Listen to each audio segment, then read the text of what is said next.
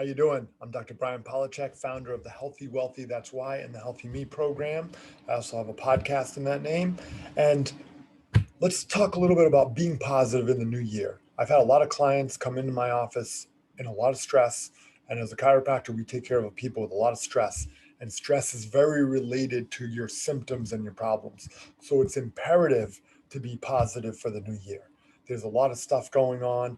And when you have a choice, and we always do have a choice, be positive, have a good attitude, be the solution, not the problem. Too often, we're looking to be we're pointing out the negativity in things that we see. And when you change the way you look at things, the things you look at change. You have to change your view of things into more of a positive light. We're still here. We have enough food. We have a nice house. We're still around. No matter what happens, and focus on the things that you have control over. We don't have control over a lot of the things that are going on in the world, and it was driving me nuts for a while. I had to talk to my coaches about getting my mindset in the right place because I started being more of the problem and pointing out all the negativity and the problems and the frustration versus being the solution, which is we need to be the beacon of light, the positive, the we're going to make it through all this. Your why and goals and targets. So a lot of people are setting goals and targets for the new year, and that's great. But what happens is a lot of people, just like last year, will not reach those goals and targets because their why isn't strong enough. See, in order to reach something, you can't just put out something. I want to make an extra $30,000 this year, or I want to lose 50 pounds, or I want to get in shape and I want to accomplish a half marathon. Those are great goals and targets to have. But what ends up happening is, what's your why? Why do you want to do it? That is the precursor to the getting it done. Is what is your why? I'll give you an example. Um, some people want to get in shape or lose weight. That's great. But what is your why? Why do you want to do that? One of my reasons, well, I have young kids. I need to be around for them throughout. Like my youngest guy's 4 and I'm 49 years old. So that means for me to see his 50th birthday, I'm going to be in my 90s. I would love to see what his life turns out to be.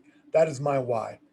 And when you set goals and targets, these things should not be temporary. I want to start going to the gym. I want to go do this. I want to start a podcast. Like whatever you decide to do, they should be more permanent lifestyle changes. This is what happens with habits. Is people have a target or a goal. I want to lose 50 pounds. What happens when they lose 50 pounds? They don't, what's their next target? What's their why? They don't have one. Your goal and target should be combined with your why, but it should be a bigger than just a weight loss. And you've got to look at changes that you make in the new year as permanent changes, not temporary. And I'll give you some more advice. People try to change too many things too quickly. What we need to do is we need to change things, but not all at once. We need to do the drip, which is change maybe one thing a week and then add to it, make that a new habit, and then add something else to it. I'm going to drink more water for the next week. I'm going to start exercising. And remember, done is better than perfect. A lot of times what happens is we want everything to be just perfect. Let me tell you folks, everything is not perfect all the time. It's very hard to reach perfectionism, and I've struggled with this for a long time because I'm like, not, I wouldn't say OCD, but I pay attention to details. I was an engineering student. I am fond in mathematics, and what ends up happening is I wanted everything to be perfect, and a lot of times that kept me from doing things because I wouldn't even start things until they were perfect. That means they would never get started and they would never get finished and they would never get published. And then I'm doing videos like this. They're not perfect. I have little, phrases, little ums in between. It's okay. Um, Done is better than perfect. This information is imperative to get out to people so I can educate people on health, on wellness, and how to live a better life. So some of the things of your why, these goals, these targets need to be permanent lifestyle changes. And that's going to help you reach them. And you need to write them down.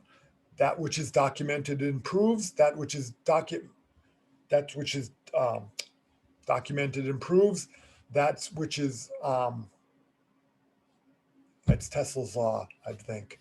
See, here's the imperfections. So anyway, let's move on to the laws of attraction. So what's coming to you is a mirror image of what you're putting out.